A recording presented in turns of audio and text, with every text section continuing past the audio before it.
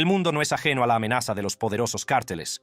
Pero ¿qué ocurre cuando el cártel más mortífero del mundo accede a la formación especializada y a las habilidades de exagentes especiales? Acompáñame mientras descubro las capas de una impactante alianza que te hará cuestionar todo lo que creías saber. ¿Por qué? Si lo eran, ¿por qué? ¿Y por qué por exoperaciones especiales? Averigüémoslo. Sinaloa. El comienzo. Sinaloa, un vibrante estado situado en el noroeste de México, cautiva los sentidos y ofrece una plétora de maravillas naturales. Su encantador encanto atrae a cualquiera. Desde su hermoso litoral, sus escarpadas montañas y sus fértiles valles. Geográficamente, es un espectáculo para la vista. Los exploradores pueden aventurarse en las majestuosas montañas de Sierra Madre, al este, o relajarse en las playas de arena del Golfo de California. También es famosa por producir diversos cultivos, como tomates, maíz, soya, caña de azúcar y marisco.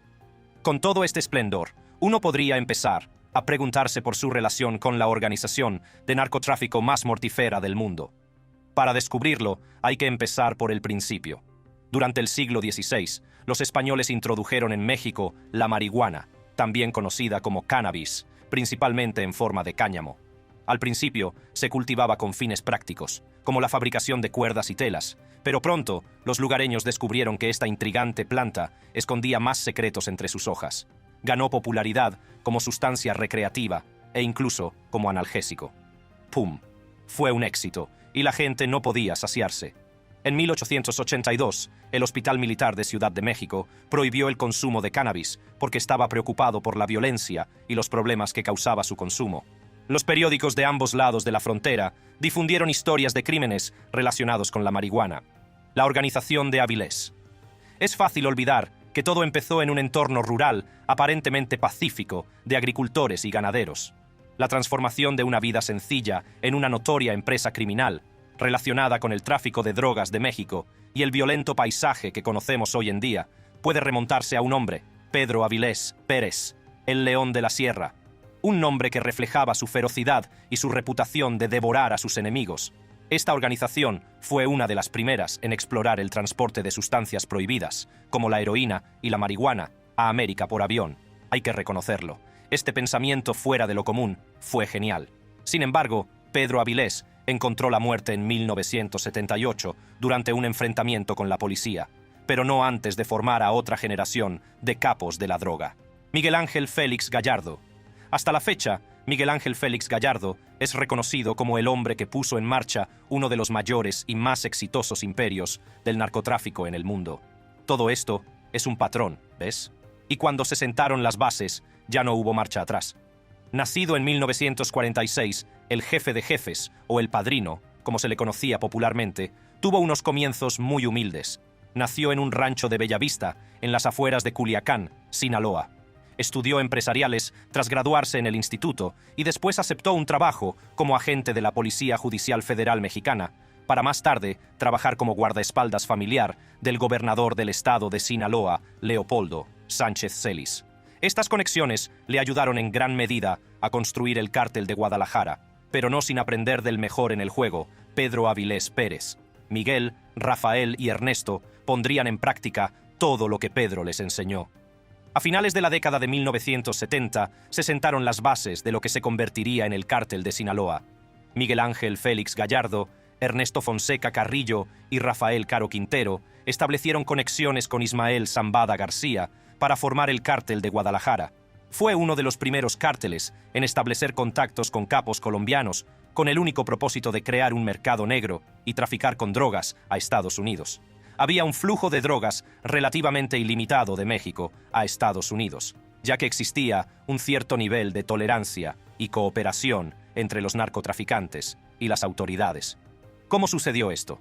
Bueno, digamos que el tiempo que Miguel pasó en el departamento de policía fue muy útil. Este acuerdo, conocido como Pax Mafiosa, implicaba un entendimiento mutuo en el que tanto la policía como los delincuentes respetaban ciertos límites. Sin embargo, este periodo de cooperación no era sostenible y no duró mucho.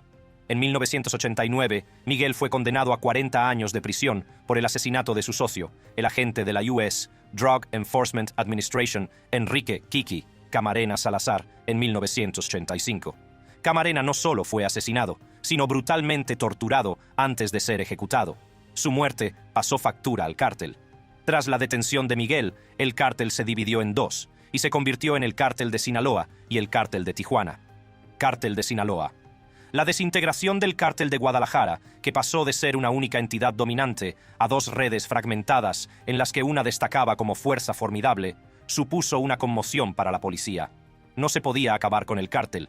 Si eliminas a su líder, otro ocupa su lugar y el negocio continúa como si nada hubiera pasado.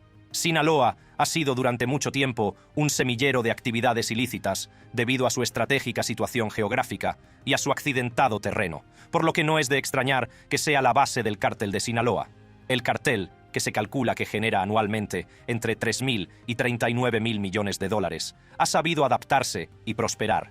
Pero lo que situó a México en el mapa como nuevo centro de operaciones transnacionales de la droga fue la muerte de Pablo Escobar y el declive de su dinastía criminal, el cartel de Medellín. Un hombre vio una oportunidad y la aprovechó. Este hombre llamado El Chapo. El cártel de Sinaloa es conocido por, debería decir, su implicación en la corrupción diplomática y la violencia. Operan en la clandestinidad para evitar ser detectados y emplean constantemente diversos métodos de tráfico para facilitar sus operaciones. Una táctica particularmente notable es su hábil uso de los túneles. Prefieren atravesar las fronteras sin ser detectados y optan por el sigilo en lugar de enfrentarse abiertamente con armas y violencia. En la última década, las autoridades han descubierto más de una docena de túneles. Estos túneles servían tanto de rutas para el contrabando de drogas como de escondites. Cada túnel está meticulosamente construido con gran pericia y sofisticación. En 2019, las autoridades descubrieron el que se dijo que era el túnel más largo jamás construido, perteneciente al cártel de Sinaloa. La construcción comenzó desde un sitio industrial en Tijuana, extendiéndose por debajo de la frontera mexicana y terminando en San Diego, California. Este extraordinario túnel alcanzó una profundidad de 70 pies bajo la superficie, lo que garantizó un silencio total durante su construcción y lo hizo indetectable para los sensores de seguridad fronteriza. Con una altura de 1,5 metros y una anchura de 60 centímetros, el túnel abarcaba una longitud equivalente a unos 6 campos de fútbol. Sus capacidades no se limitan a la construcción de túneles. Son famosos por sobornar a funcionarios del gobierno y a personas que creen que pueden ser influenciadas por el dinero. Esta práctica les permite llevar a cabo sus operaciones sin problemas, eludiendo las consecuencias de infringir la ley y sorteando las sanciones sin vacilar. Bajo una fachada aparentemente exenta de muerte, se esconde una pléyade de desaparecidos. El cártel de Sinaloa simplemente hace desaparecer. En 2009, Santiago Mesa López, también conocido como El Guisador, confesó haber facilitado la desaparición de numerosas personas. Los expertos sugieren que el número de víctimas puede contarse por miles, aunque la cifra exacta sigue sin conocerse. López se encargaba de disolver en ácido los cadáveres de las víctimas del cártel, deshacerse de ellos en grandes fosas para eliminar las huellas del truculento acto y evitar eficazmente las sospechas de las autoridades. El Chapo. Si el nombre no te suena, supongo que será mejor que te prepares para lo que viene. Joaquín Archibaldo Guzmán Loera, alias El Chapo, lleva apareciendo en los titulares desde que tengo uso de razón, y no sé a ti, pero a mí me ha dado bastante miedo. Su trayectoria comenzó en 1980, cuando trabajaba para el cártel de Guadalajara. Rápidamente ascendió al poder como líder del cártel de Sinaloa en 1987, tras la detención de Miguel Félix Gallardo. Con un patrimonio neto de 4.000 millones de dólares, cabría suponer que la riqueza le llegó con facilidad, pero todo lo contrario. Sus primeros años de vida estuvieron marcados por la pobreza y las escasas oportunidades. Creció en la localidad rural de Badiraguato y se dedicó al tráfico de drogas como medio de escapar de sus circunstancias. El Chapo no era un grupo de un solo hombre. Hombres como Ismael Zambada García, alias El Mayo, Ignacio Nacho, Coronel Villarreal, Héctor Palma Salazar y Juan José Esparragosa Moreno, alias El Azul, eran líderes de la misma banda. Sus bien organizadas operaciones les han permitido establecer una poderosa presencia global, exhibiendo un nivel de eficiencia que ha dejado a los organismos encargados de hacer cumplir la ley luchando por mantener el ritmo. Bajo su liderazgo, el cártel controló una parte importante del tráfico de drogas de México, llenando inmediatamente el vacío creado por el descenso de la circulación de estupefacientes y eliminando a la competencia al fusionarse con cárteles rivales y ponerlos bajo su paraguas. Así es como ocurrió. A principios de la década de 2000, las bandas tradicionales estadounidenses, antaño dominantes, fueron desplazadas en gran medida, dando paso al surgimiento de la Federación de Sinaloa, CDS, Cartel de Sinaloa. Se trataba de una red de poderosos cárteles, entre ellos el Cártel del Milenio, dirigido por Óscar Nava Valencia, alias El Lobo. De 2004 a 2014, estuvieron controlando la violencia en toda América, amasando miles y miles de millones, y manteniendo el monopolio del tráfico internacional de estupefacientes. Incluso con todo ese poder a sus pies, llevaban con orgullo el manto de los buenos. Su ética giraba en torno a dar prioridad a la perspicacia en los negocios antes que a la teatralidad llamativa, excluyendo cuidadosamente a ciudadanos inocentes de cualquier forma de violencia. Esto les diferenciaba de cárteles más pequeños, como los Zetas, que luchaban por igualar su enfoque estructurado. En 2009, El Lobo fue capturado por la policía, y 9 meses después, el cofundador de Sinaloa, Ignacio Coronel Villarreal, moriría en un tiroteo con el ejército mexicano. Estos sucesos destrozarían los cimientos de las organizaciones Sinaloa y Milenio y darían lugar a una reacción en cadena que presentaría oportunidades sin precedentes para nuevos contendientes dentro del ámbito criminal. Puente Grande, 1995. El Chapo es popular por una cosa y solo por una cosa. Aparte del éxito del cártel de Sinaloa, claro, es conocido por sus fugas de prisión, casi cinematográficas. Su legendaria fuga de esta prisión de máxima seguridad le convirtió en una especie de héroe popular. Según los informes, supuestamente disfrutó de una vida de máximo confort dentro de los confines de esta prisión de máxima seguridad, permitiéndose todos los lujos que deseaba. Se cree que lo consiguió gracias a los favores del funcionario de más alto rango de la prisión. Tras soportar 6 largos años entre reyes, se cansó de su confinamiento e ideó meticulosamente un plan de fuga. Contrariamente a lo que pueda pasar por su mente, este plan no era nada grandioso. En realidad, era algo que no te esperarías. Se escondió en un cesto de la ropa, hábilmente cubierto con ropa sucia, y simplemente lo sacaron de la cárcel. 11 de julio de 2015. Recapturado y de nuevo en prisión. El narcotraficante puso en práctica su pericia con los túneles y protagonizó una de las fugas más audaces de la historia reciente. Cavó su camino hacia la libertad justo debajo de su bañera. Se cavó meticulosamente un túnel oculto, estratégicamente escondido de los hoyos vigilantes de las cámaras de seguridad. Esto condujo a un edificio inacabado, donde el Chapo fue recuperado por sus hombres leales. Apenas un año después de su audaz fuga, Joaquín Guzmán fue capturado de nuevo en Los Mochis, Sinaloa. Esta vez supuso el fin definitivo de su libertad. Posteriormente, fue extraditado a Estados Unidos, donde se enfrentó a numerosos cargos por sus amplias actividades delictivas. Actualmente cumple cadena perpetua, sin posibilidad de libertad condicional. Ismael Mario Zambada García El Mayo. Escurridizo y escurridizo como pocos, este hombre está sacado de una película y es uno de los capos de la droga más buscados por la DEA. Con una recompensa de hasta $15,000, El Mayo nunca ha pasado un día en la cárcel. Antes de asumir el liderazgo del cártel de Sinaloa, presuntamente, desempeñó el papel de coordinador logístico dentro de la organización Guzmán Zambada. Esta organización se encargaba de supervisar el transporte de cocaína y heroína a diversas ciudades de Estados Unidos. A lo largo de los años, Zambada García se ha enfrentado a una serie de acusaciones, una de las cuales incluía a su hijo, Vicente Zambada Niebla. En 2009, Zambada Niebla fue detenido por las autoridades mexicanas y extraditado a Estados Unidos para enfrentarse a cargos en Chicago. Se declaró culpable y aceptó cooperar. Testificó contra el Chapo durante su juicio en Brooklyn, Nueva York, en enero de 2019. En mayo de 2019, Zambada Niebla recibió una sentencia de 15 años de prisión. En su testimonio en Nueva York, reveló detalles de la participación de su padre y el Chapo en el transporte de toneladas de drogas. También reveló que su padre disponía de un importante presupuesto para sobornos, de hasta $1 millón al mes, que se utilizaba para sobornar a numerosos altos cargos públicos mexicanos. El Mayo sigue dirigiendo el cártel de Sinaloa como una fuerza invisible pero omnipresente. Incluso se especula con la posibilidad de que se haya sometido a cirugía plástica para moverse por México, como un fantasma que lo ve todo, que lo sabe todo, pero que permanece invisible. Enlaces a ex-operaciones especiales. Sorpresa, sorpresa. Las especulaciones que circulaban han sido respaldadas por hechos, y el gobierno de Estados Unidos, de alguna manera, ha estado entrenando y armando a los cárteles mexicanos de la droga y no acaba de empezar hoy. Escuadrón de la Muerte.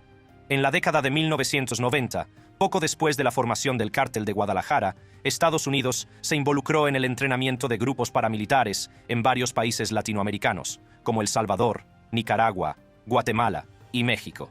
Estos grupos llegaron a ser conocidos como el Escuadrón de la Muerte. Su principal objetivo era librar una guerra brutal contra los zapatistas, una coalición diversa formada por indígenas, comunistas, anarquistas y campesinos que carecían de afiliación política. Los zapatistas habían declarado su independencia de México en respuesta a la aplicación del TLCAN, Tratado de Libre Comercio de América del Norte, ya que preveían el impacto perjudicial que tendría en su economía. Aunque el conflicto acabó remitiendo un número significativo de estos individuos entrenados, que habían adquirido tácticas de combate despiadadas bajo la dirección de las fuerzas especiales estadounidenses, desertaron del ejército mexicano. En su lugar, optaron por aliarse con los adversarios de los zapatistas, que en aquel momento formaban parte del Cártel del Golfo. Más tarde se separarían para formar la fusión más temida de un cártel entrenado por militares. Se harían llamar los Zetas. Operación Rápido y Furioso, 2009-2011. Esta, divertidísima, porque qué mejor manera de desmantelar los cárteles que permitiendo aquello con lo que prosperan. Armas de fuego. La Operación Rápido y Furioso fue una iniciativa de tráfico de armas de fuego llevada a cabo por la ATF, una división del Departamento de Justicia de Estados Unidos, para combatir el flujo de armas ilegales de Estados Unidos a México. La operación consistió en permitir la venta de armas de fuego a presuntos compradores de paja. Estas personas compran armas en nombre de otras que tienen prohibido poseerlas.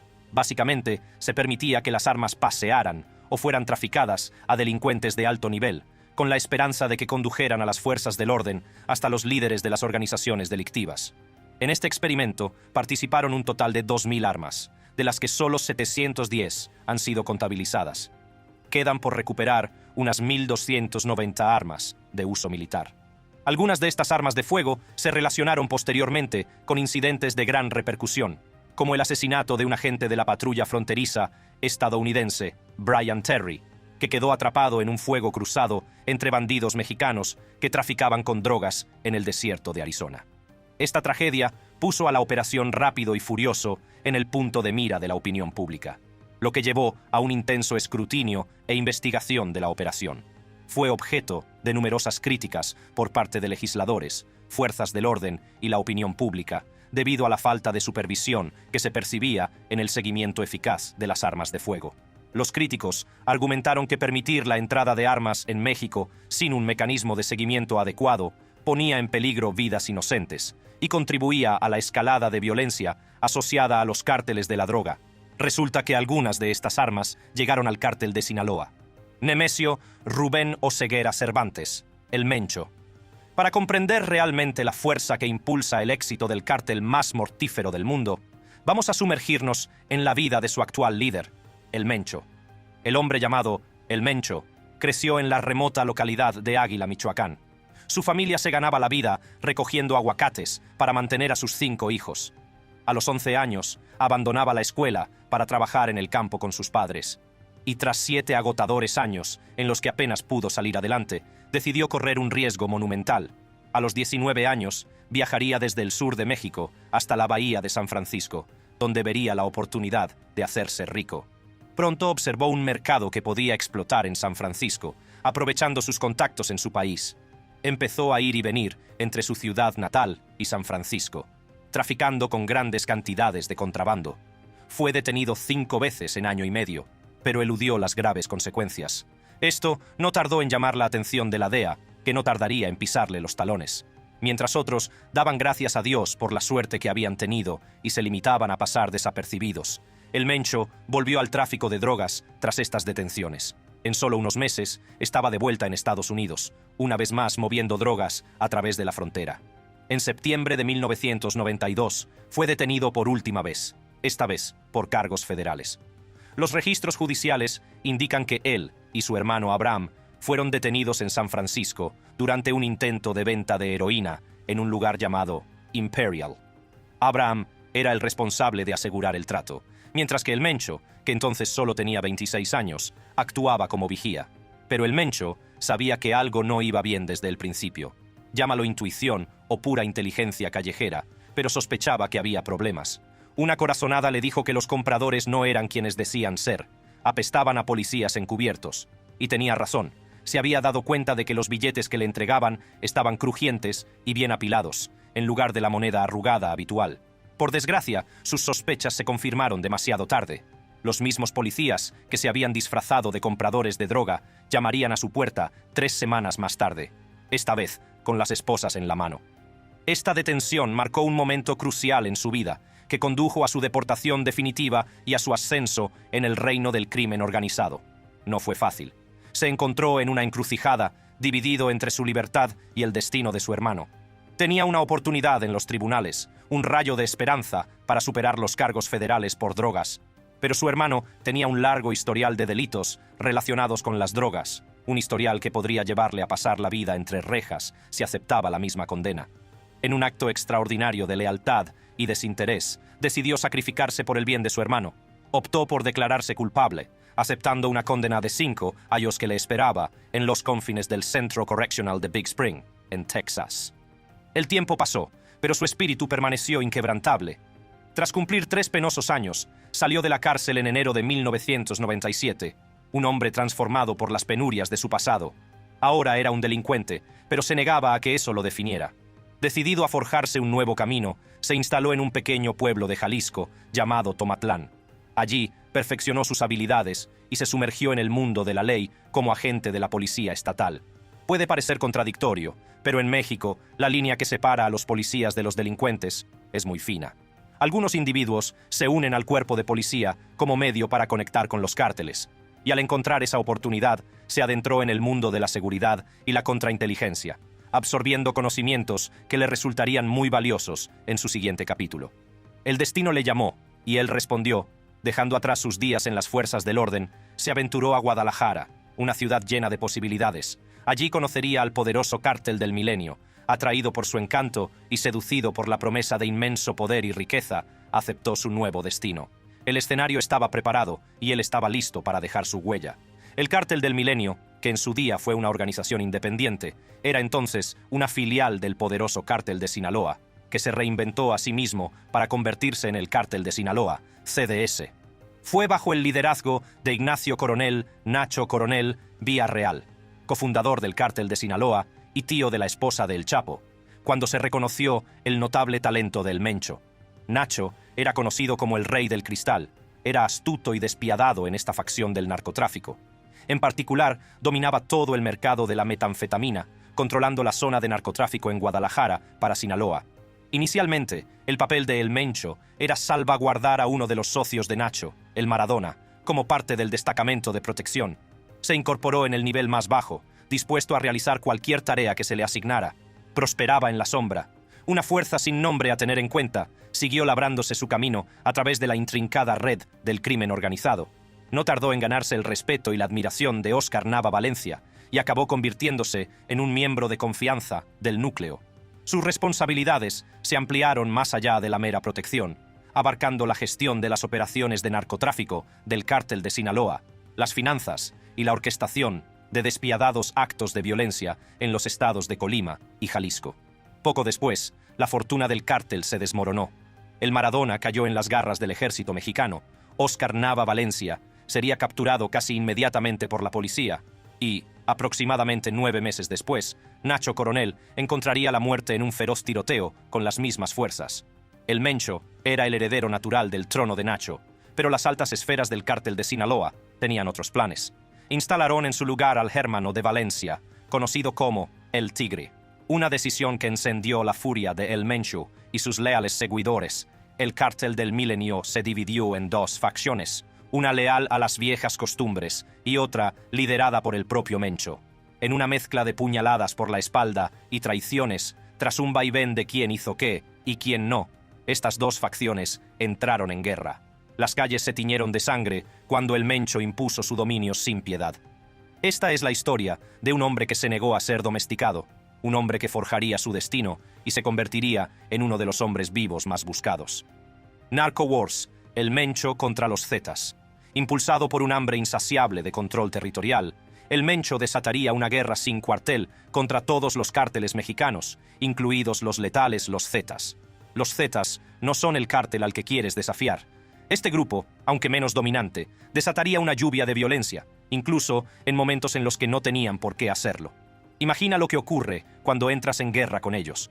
Las excepcionales capacidades de estos individuos procedían del amplio entrenamiento al que habían sido sometidos cuando desertaron del Escuadrón de la Muerte del gobierno estadounidense en la década de 1990.